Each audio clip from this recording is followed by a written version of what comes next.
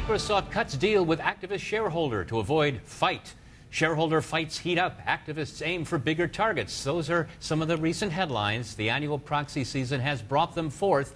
But who are these activists actually fighting for? This question is addressed in an op-ed piece called Offensive Shareholder Activists, Heroes or Villains. It was written by Robert Mayberry. He's an independent global business advisor. And you were leading a forum this Friday on this very topic, a global forum. And what is it that these activists therefore want? Bill, what they want is financial change. They don't agitate for control of organizations like private equity.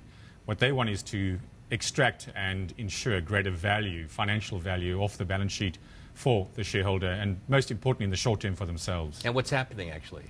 Well, we're seeing an interesting change in the platform.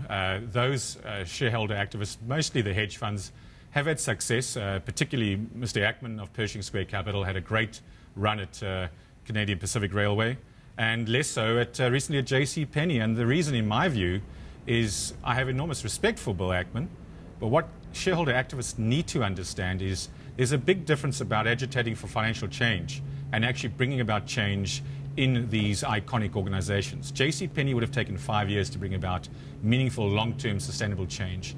I believe Bill and his colleagues underestimated that challenge. What about the board responsibility?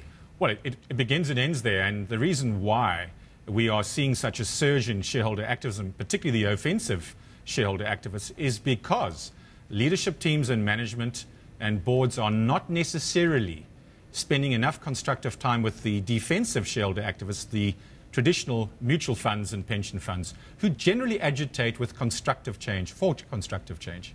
You write also that if there was more communication among and between CEO and the board and the activists, that maybe these problems would be obviated. Absolutely. We need a mature response to what is becoming a rather kindergarten spat at the old schoolyard. They need to actually converge and understand and agitate for the common good of all the stakeholders. Robert Mayberry, thank you so much. My pleasure, Bill.